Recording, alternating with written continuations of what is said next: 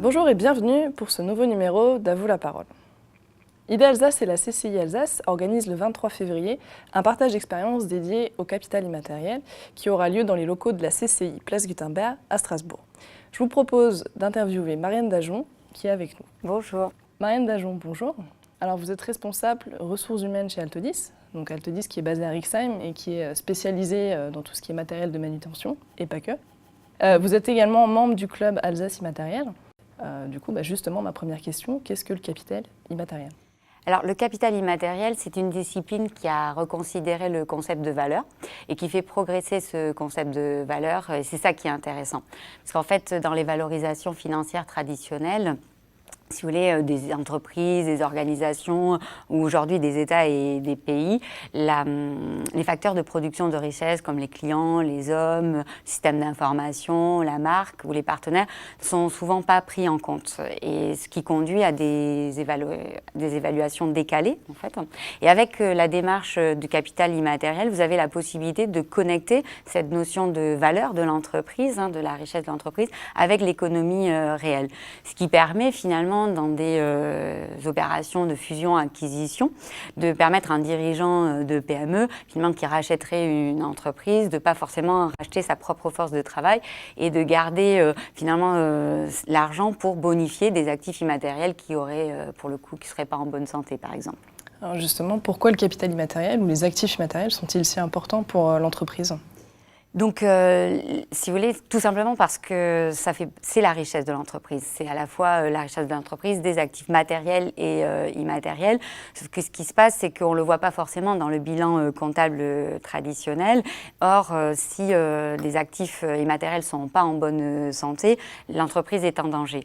Donc, ce qui est important pour le dirigeant d'entreprise, c'est de connaître l'état de santé de ces actifs immatériels, tout simplement pour s'engager dans une démarche de prévention pour la performance et la pérennité. Souvent, finalement, on dit une entreprise qui, si vous voulez, ferait du résultat financier n'est pas forcément en bonne santé. Elle peut avoir des actifs immatériels qui sont en train de se dégrader et c'est ça qui est intéressant de savoir parce que finalement, dans une économie où le droit à l'erreur pour le dirigeant est de plus en plus restreint, réduit, eh bien finalement, c'est une véritable analyse du risque pour le dirigeant. Alors au sein d'Altodis, vous aviez d'ailleurs candidaté sur le capital, l'audit sur le capital immatériel pour les trophées. Pour les trophées en 2013. Quel est votre retour d'expérience sur ce sujet ? Donc en fait, avec Altodis, donc pour le coup, c'est donc une entreprise qui donc a aujourd'hui 12 ans d'expérience, qui fait donc 16 millions de chiffre d'affaires et qui a 40 salariés. Donc c'est une entreprise qui a toujours été en bonne santé financière. Et en fait, en 2011, ce qui s'est passé, c'est qu'on s'est dit, tiens, on va faire un audit des actifs immatériels parce qu'on est rentré dans un projet innovant financé par la CCI Alsace et la région Alsace.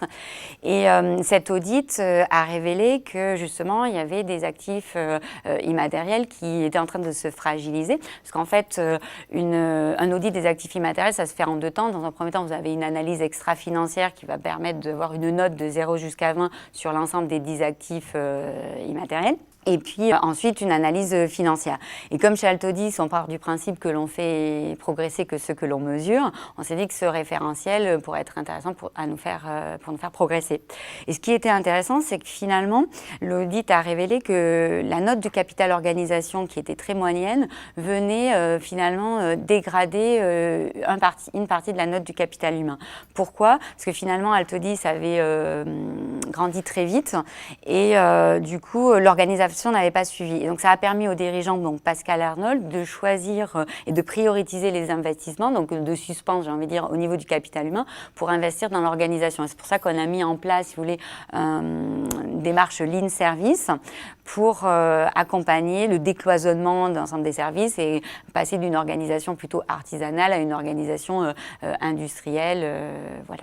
Et puis, c'est vrai que l'audit des actifs immatériels nous a permis aussi d'imaginer un bâtiment où on a connecté la performance à la convivialité avec toute une approche du bien-être, avec une salle de détente, d'activité physique et une cuisine aussi.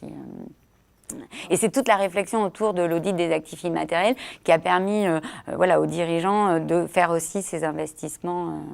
Alors suite à ça, il y a eu également la création d'Altodis Développement. Vous êtes la dirigeante. Alors quel est le lien et pourquoi cette structure ? Alors, si vous voulez, au départ, Altodis Développement, c'est un petit peu la R&D ou le pôle innovation du groupe Altodis. Finalement, on le nomme pas comme ça, mais on le vit avec cet état d'esprit. On expérimente de nouvelles manières de manager, que ce soit le lean service ou la méthode des couleurs pour libérer nos talents et nos potentiels de leaders.